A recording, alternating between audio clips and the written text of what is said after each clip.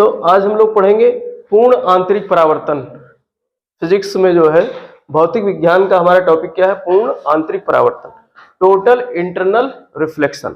ठीक, अभी तक हम लोगों ने इसमें जो है दो मेन टॉपिक पढ़े हैं, एक तो परावर्तन और एक अपवर्तन। परावर्तन और अपवर्तन। परावर्तन में हमने क्या पढ़ा है कि किसी सतह से प्रकाश टकरा करके वापस लौट जाना क्या कहलाता है?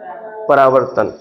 और ये अभिलंब, अगर अभिलंब बनाते हैं तो अभिलंब से जो है अगर कोण बनाते हैं तो आपतित किरण और परावर्तित किरण का दोनों का कोण क्या होता है? समान होता है, बराबर होता है। ये परावर्तन में बताया था। और अपवर्तन में क्या होता है? उसमें जब किरण यानी प्रकाश जो है माध्यम को परिवर्तित करती है, किसी माध्यम में जा रही है और दूसरे माध्यम में जब प्रवेश करती है तो उसके जो है आगे बढ़ने की दिशा में क्या हो जाता है? परिवर्तन हो जाता है। उसे ही क्या कहा जाता है? अपवर्तन। तो अपवर्तन और परावर्तन दोनों हम लोग पढ़ चुके हैं। आज हम लोग पढ़ेंगे पूर्ण आंतरिक परावर्तन। पूर्ण आंतरिक परावर्तन। तो पूर्ण आंतरिक परावर्तन ये जो है दोनों प्रकार के नियमों के तहत काम करता है, अपवर्तन और परावर्तन।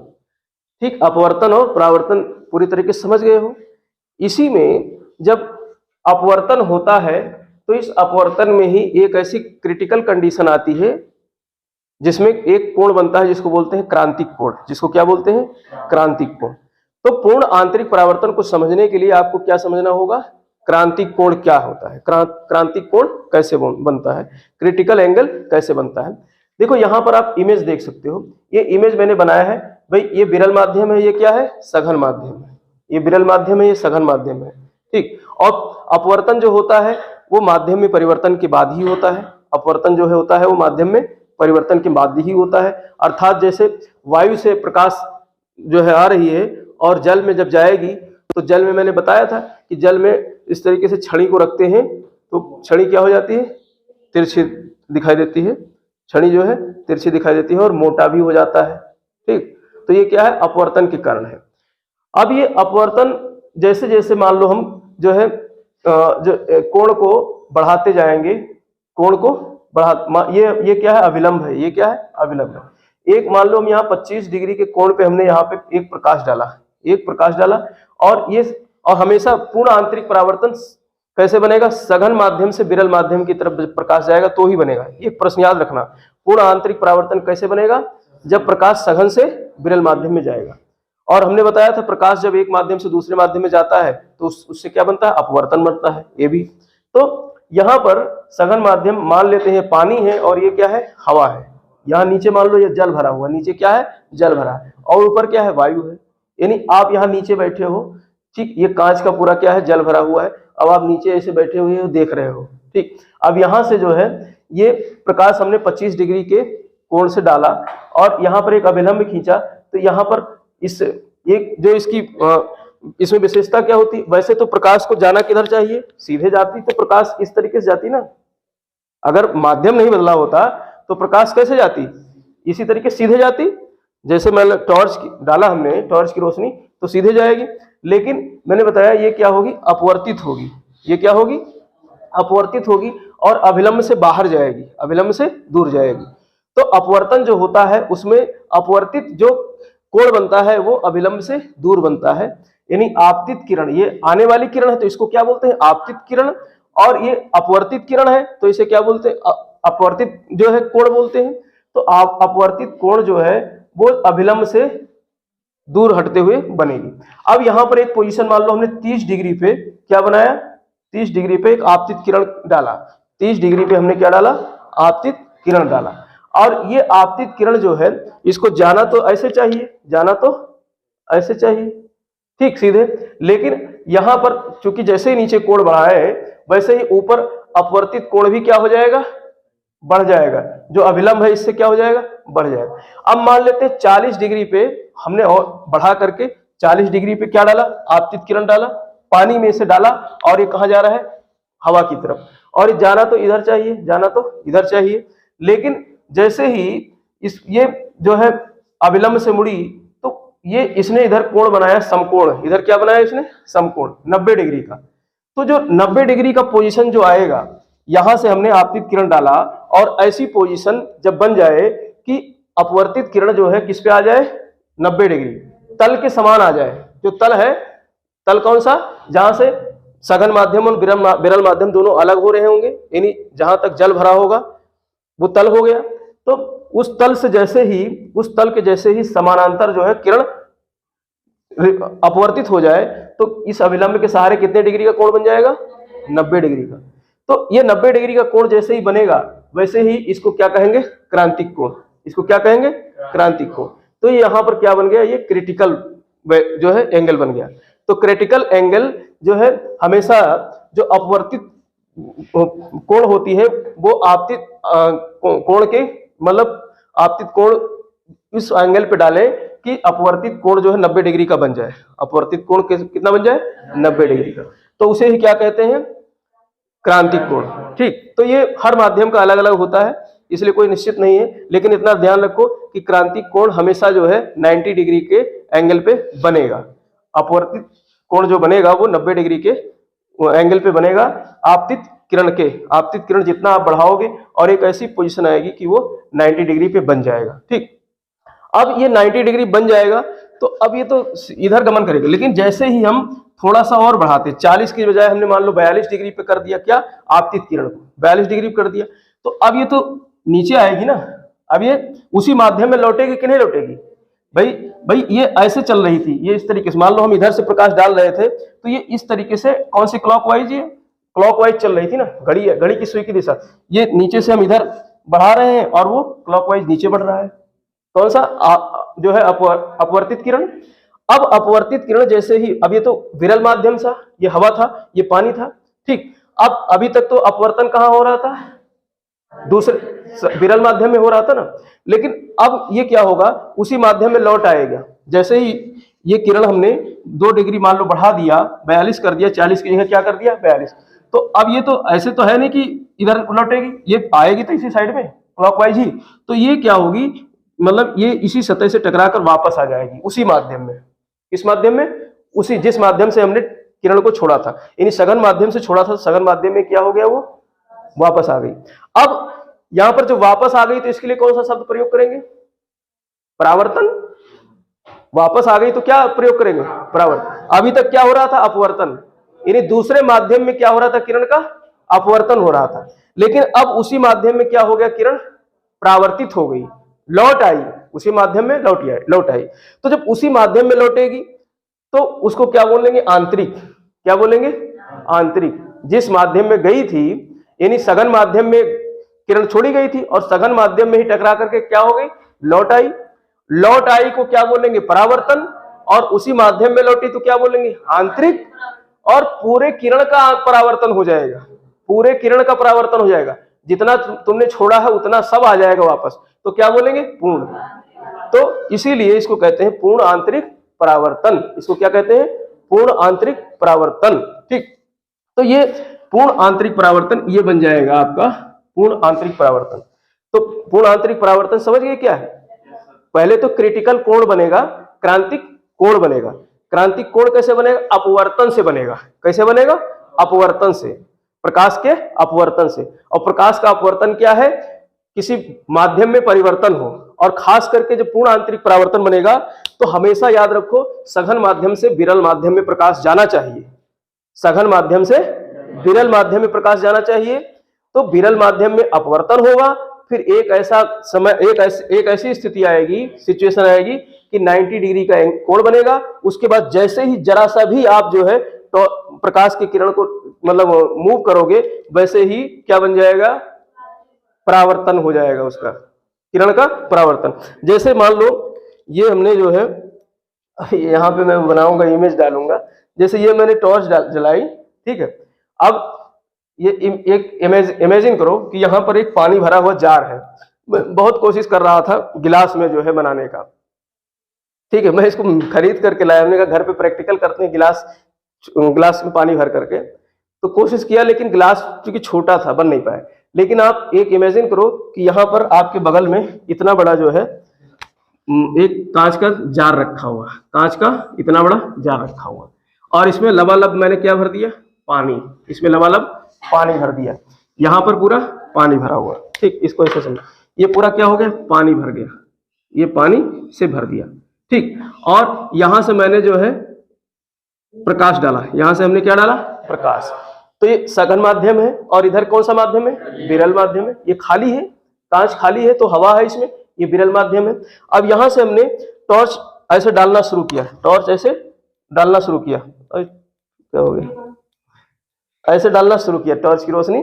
अब धीरे धीरे ऐसे घुमाते जाए, अभी तो ये क्या होगा, यहां से प्रकाश जाएगा तो ये इस तरीके से जो है अपवर्तित होगा, और फिर जैसे जैसे घुमाते जाएंगे फिर एक ऐसी स्थिति आ जाएगी कि ये कोण इस तरीके से बनेगा 90 डिग्री का, तो क्रांतिक कोण बन जाएगा। फिर और घुमाएंगे तो फिर क्या हो जाएगा, इसका रिफ्लेक्शन हो जाएगा इस तरीके से। तो ये जो है इसी पानी में ही क्या हो गया, किरण लौट आई, पानी में ही किरण क्या हो जाएगी, लौट जाएगी। तो इस तरीके से अगर ये टॉर्च हमने यहां से जलाई तो इस जार में जो भरा हुआ पानी है, इस जार में भरे हुए पानी से जो है क्या होगा, इसकी ऊपरी सतह से टकरा करके पानी पूरा का पूरा जो है प्रकाश क्या होगा, लौट जाएगा, नीचे लौट जाएगा। तो इसे ही क्या कहते हैं, total internal reflection. Total internal reflection, पूर्ण प्रकाश, पूर्ण परावर्तन, आंतरिक ये अंदर वाले भाग में हो रहा है, ये अंदर वाले भाग में हो रहा है, तो इसीलिए क्या हो जाएगा, ये पूर्ण आंतरिक परावर्तन। तो इस तरीके से ये पूर्ण आंतरिक परावर्तन हो जाएगा। अगर आपके पास जार होगा बड़ा सा कोई जो है बीकर टाइप का कांच का, तो उसमें आप क्रांतिक कोण बनाने का प्रयास करना, फिर आप देखना पूर्ण आंतरिक परावर्तन हो जाएगा। तो अब ये पूर्ण आंतरिक परावर्तन का उपयोग क्या है, ये तो एक सिद्धांत हो गया, लेकिन आप दैनिक जीवन में कैसे इसको देखते हो, उपयोगिता क्या है, तो ये प्रश्न यहां से बनते हैं। ये तो लॉ हो गया, ये तो नियम हो गया, यहां से प्रश्न किस प्रकार के आएंगे, तो यहां से प्रश्न ऐसे आएंगे कि पूर्ण आंतरिक परावर्तन बनने के लिए कौन सी परिस्थिति होनी चाहिए, तो प्रकाश सघन माध्यम से विरल माध्यम में जाना चाहिए, और क्रांतिक कोण बनने के बाद ही जो है जो परावर्तन होगा, मतलब उसी माध्यम में परावर्तन होगा तो आंतरिक हो जाएगा और परावर्तन हो जाएगा, और पूरे प्रकाश का परावर्तन होगा, इसलिए पूर्ण आंतरिक परावर्तन।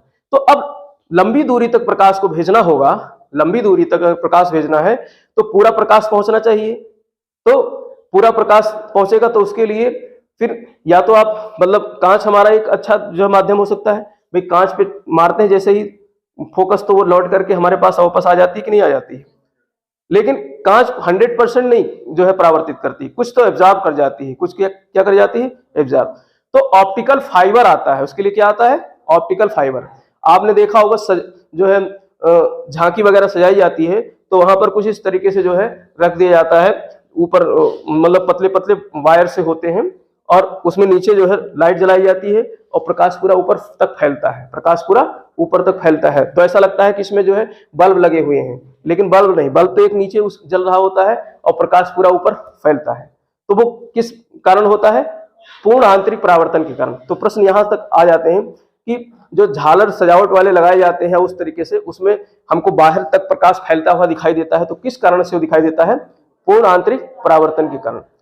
सबसे अच्छा उदाहरण क्या है कि आप जो है जा रहे हो सड़क पे, गर्मियों का महीना है, मई जून का महीना है, और जो है हाईवे पे जा रहे हो और आगे आगे आपको सड़क गीली दिखाई देती है, आगे आगे सड़क आपको गीली दिखाई देती है।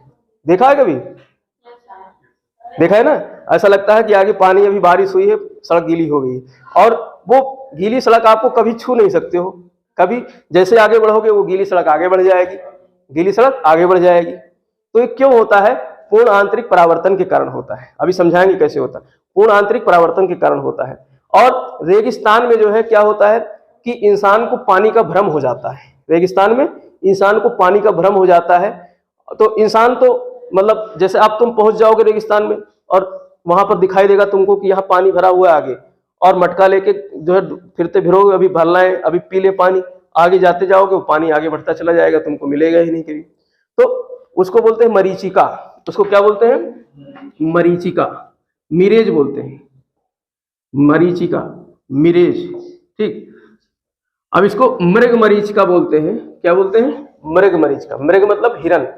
हिरन अगर रेगिस्तान में पहुंच गई हो, प्यासी ही बेचारी, तो पानी की तलाश में भटकती रहती है, उसको लगता है पानी तालाब आगे आगे ही है, तो आगे दौड़ के जाएगी, फिर देखेगी तालाब तो आगे बढ़ गया, तो भटकती रहती है, तो मरीचिका करती रहती है, वो भटकती रहती है रेगिस्तान में, तो उसे बोलते हैं मृग मरीचिका। ये आभास है, पानी का क्या होगा, आभास होगा, तो उसे बोलते हैं मृग मरीचिका। अभी बनता कैसे है तो अभी हम लोग यहाँ समझते हैं।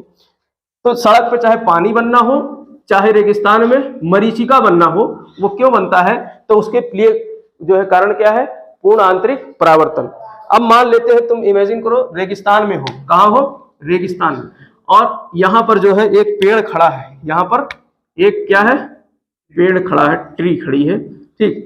और रेगिस्तान में मान लो ये इस तरीके से कुछ रेगिस्तान वाले पेड़ ऐसे होंगे ना, ताड़ वाड़ के ना, ये मान लो इस तरीके से एक पेड़ खड़ा है, ठीक। और ये ग्राउंड है, ये क्या है, ग्राउंड है, ठीक।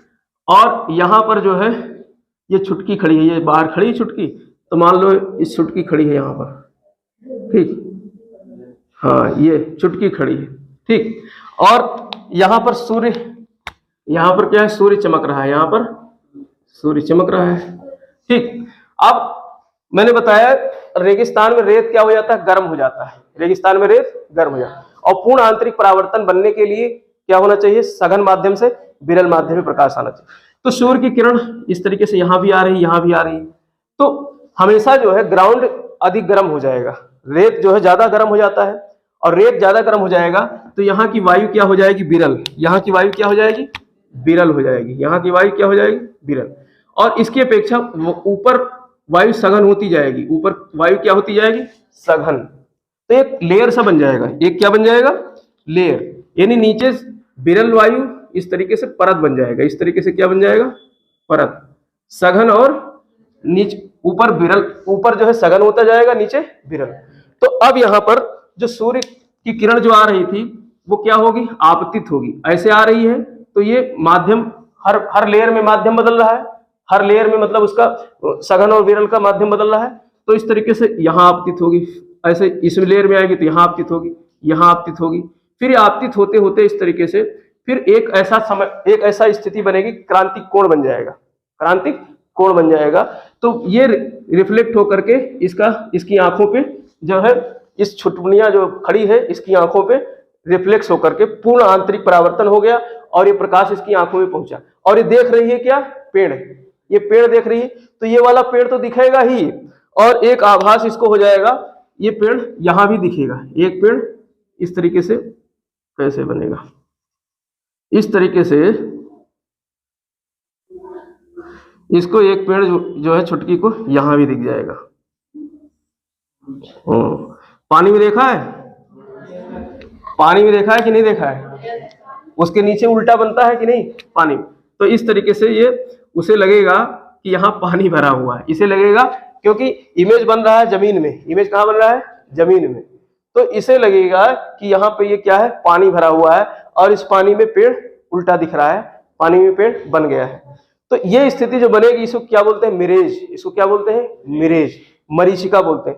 इसी तरीके से जब सड़क पे आप जाते हो गर्मियों में, तो गर्मियों में नीचे वाला ग्राउंड क्या हो जाता है, हल्का हो जाता है, माने वहां की वायु गर्म होकर ऊपर चली जाएगी, तो वहां की वायु क्या हो जाएगी, विरल हो जाएगी, और उसके ऊपर जो है सघन वायु होगी। तो सघन वायु से क्या होगी, ऊपर से भाई पूर्ण आंतरिक परावर्तन होने के लिए क्या है, सघन माध्यम से विरल माध्यम में प्रकाश को आना चाहिए। तो अब सघन से जो विरल की तरफ नीचे की तरफ आएगी, तो आपकी आंखों पे वो जो प्रकाश से सड़क से टकरा करके आपकी आंखों पे आ रही थी प्रकाश, और वहां पर चूंकि क्या है, बादल है, ऊपर क्या है, बादल है, तो बादल की परछाई, मतलब बादल जो है वो दिखाई देगा उसमें, क्या नाम है, सड़क के ऊपर पानी की तरीके से, तो वही पानी जो है आपको सड़क पे दिखाई पड़ता है, और वो पानी अक्सर आगे बढ़ता चला जाता है, आपको कभी पकड़ में नहीं आता है। तो ऐसे ही इस पेड़ की जो है छाया नहीं बन रही है, पेड़ की क्या बन रही है, यहाँ पर पानी में जो है इमेज बन रही है, एक छाया तो अलग हो गया, छाया तो प्रकाश इधर से आ रही है, और छाया ऐसे बनेगी जो काली होगी, लेकिन यहाँ पर जिस रंग का पेड़ है वही रंग का यहाँ आपको नीचे दिखाई देगा, ठीक। तो ये कहाँ पे होता है, जो है रेगिस्तानों में, रेगिस्तानों में, तो इसी को क्या बोलते हैं, मरीचिका। और तब उसको आभास होता है कि यहाँ पानी भरा हुआ है, क्योंकि पानी में ही ये इमेज दिखाई देगा, तो उसे आभास होता है कि यहाँ पानी भरा हुआ है, तो ये मिरेज बनता है। तो इस प्रकार से कई उदाहरण आप देख सकते हो, जैसे कांच ले लेना, एक इतना बड़ा सा कांच, उसमें चटका देना कांच को, या किसी कांच चटकी हो किसी खिड़की में, तो वहां पर देखना जहां पर कांच चटका हुआ है वो ज्यादा चमकीला हो जाता है, कांच चटका होगा वो ज्यादा चमकीला हो जाता है। ठीक, वो क्यों होता है? पूर्ण आंतरिक परावर्तन के कारण। और डायमंड जो हीरा, देखो हीरा खूब चमकता है, तो हीरे को इस तरीके से काट करके तराशा जा रहा बनाया जाता है कि उसमें जो है, ये मान लो हीरा है, ठीक, हीरा कुछ इस तरीके से होता है ना, ऐसे लट्टू की तरीके से ऐसे हीरा होता है, तो इसकी सतह को इतनी बार इसको काटा जाता है, इस तरीके से तराशा जाता है इस तरीके से कि अब यहां से मान लो प्रकाश इस पे डाला गया, कहीं से प्रकाश आ रहा है, तो ये प्रकाश कई बार जो है इसका पूर्ण आंतरिक परावर्तन होगा, कई बार इस तरीके से, तो हीरा क्या होगा? चमकेगा, हीरा चमकेगा। जैसे कांच को आपने चटका दिया और चटके हुए कांच से ज्यादा चमक दिखाई देगी, उसी तरीके से हीरे के हर कोण से आपको चमक दिखाई देगी, इसलिए हीरा चमकता हुआ दिखाई देता है। और वो क्यों दिखाई देता है? पूर्ण आंतरिक परावर्तन के कारण। तो प्रश्न यहां से आएगा, हीरा हमको चमकता क्यों दिखाई देता है? तो ऑप्शन में डाल देगा अपवर्तन, परावर्तन, पूर्ण आंतरिक परावर्तन। तो किससे होता है? पूर्ण आंतरिक परावर्तन के कारण हीरा हमको चमकीला दिखाई देता है। अब इसका वैज्ञानिक उपयोग कैसे करते हैं? तो आपने देखा होगा ऑप्टिकल फाइबर बिछाए जाते हैं। अब सिर्फ प्रकाश का ही पूर्ण आंतरिक परावर्तन नहीं होता है, तरंगों का भी परावर्तन होगा।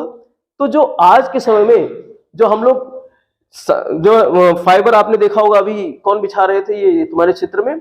रिलायंस वाले, जियो वाले ना, जियो वाले फाइबर बिछा रहे थे। तो उस फाइबर में ऑप्टिकल फाइबर का इस्तेमाल किया जाता है। उस तार में क्या इस्तेमाल किया जाता है? ऑप्टिकल फाइबर का। और उस ऑप्टिकल फाइबर से किसी भी तरंग को जब छोड़ा जाएगा तो वो मान लो ये इस तरीके से ये वायर है, पतली वायर होती है। अब यहां से मान लो तरंग को छोड़ा गया तो तरंग इसे टकराएगी, ऐसे ऐसे ऐसे ऐसे ऐसे ऐसे, तो ये टकरा करके वापस ऐसे मतलब आगे बढ़ती चली जाएगी। तो पूरी पूरी तरंग क्या होगी? इस वाले यहां बाहर निकल आएगी। तो अब तरंग मान लो ध्वनि तरंग है तो वो तो हमको ऐसे दिखाई नहीं देगी। हमको देखना है तो यहां से क्या करना पड़ेगा? टॉर्च को जलाना पड़ेगा यहां से। अब मान लो कांच की पाइप ले लो, कांच की पाइप ले लो, ठीक, और कांच की पाइप में इस तरीके से आप यहां से प्रकाश डालोगे तो वो पूरी प्रकाश बाहर निकलते हुए नजर आएगी। पूरी प्रकाश जो है बाहर निकलते हुए उधर नजर आएगी। क्यों? क्योंकि आंतरिक परावर्तन हो रहा है, पूर्ण आंतरिक परावर्तन हो रहा है। तो ये ऑप्टिकल फाइबर इसका बहुत अच्छा उदाहरण है कि आज के समय में जो जो आप दूर संचार वगैरह के लिए, मोबाइल वगैरह के लिए जो केबल बिछाए जाते हैं तो उसमें किसका इस्तेमाल किया जाता है? ऑप्टिकल फाइबर का। और ऑप्टिकल फाइबर जो होता है ये पूर्ण आंतरिक परावर्तन के सिद्धांत पर काम करता है। कोई भी तरंग डालेंगे तो वो पूरी की पूरी तरंग क्या होती है? बाहर में। इसीलिए आप घरों में डिश वगैरह का यूज करते हो, टीवी देखते हो, तो वो सब केबल के माध्यम से, पूर्ण आंतरिक परावर्तन के माध्यम से जो है आपके घरों तक वो पहुंच जाते हैं। विजुअलिटी अच्छी आ जाती है, सारे तरंग जो है, ठीक। नहीं तो जो है अगर पूर्ण आंतरिक परावर्तन का सिद्धांत नहीं यहाँ पर होता तो थोड़ा बहुत जो है इधर उधर परावर्तित हो जाते ध्वनि तरंगे या कुछ, तो आपके यहाँ गूंजती, घुड़घुड़ाहट आती, जो है आवाज साफ आती नहीं। जो है पहले टेक्नोलॉजी अच्छी नहीं थी तो हम लोग क्या करते थे? एक आदमी खड़ा हो गया ऊपर एंटीना लेके घुमा रहा है, दाएं घुमा, बाएं घुमा, उत्तर घुमा, पूरब घुमा, दक्षिण घुमा। नीचे एक आदमी बैठा है, कहता था उसमें अब नुक्ती झड़ रहा है। टीवी में जो झरझर झरझर करके झलता था ना उसमें, तो हम लोग कहते थे नुक्ती झड़ रहा है। जो है नुक्ती मतलब जो है बूंदी, तो बूंदी जैसा झलता था। अब वो स्थिति नहीं है क्योंकि अब विज्ञान बहुत आगे निकल गया है। तो अब समझ गए पूर्ण आंतरिक परावर्तन से इसको बनाना है। तो इस तरीके से इनका पूर्ण आंतरिक परावर्तन का ये क्या हो गया, जो है प्रयोग हो गया। डॉक्टर लोग इंडोस्कोपी करते हैं, आपके अंदर की बीमारी को चेक करने के लिए क्या करते हैं? एक लंबी सी जो है पतली सी पाइप जो है आपके नाक के रास्ते या मुंह के रास्ते नीचे भेजा जाता है, ठीक। तो उसमें ऑप्टिकल फाइबर इस्तेमाल होता है, एक कैमरा लगा होता है और एक रोशनी छोड़ी जाती है, तो वो प्रकाश आपके शरीर के अंदर पहुंचता है। तो वो उस प्रकाश से जो है क्या होता है, वहां से मतलब कैमरे में दिखाई देता है कि आपके कहाँ पे घाव है, कहाँ पे क्या प्रॉब्लम है। तो इसको इंडोस्कोपी बोलते हैं। ये कौन सी तकनीक है? इंडो। तो प्रश्न यहां से बनेगा, इंडोस्कोपी तकनीक से डॉक्टर मतलब जो अंदर की चीजों को देख लेता है तो वो किस विधि पर काम करता है? तो पूर्ण आंतरिक परावर्तन, टोटल इंटरनल रिफ्लेक्शन की विधि पर वो काम करता है। तो इस तरीके से प्रश्न कुछ बनते हैं, पूछे जाते हैं, ठीक।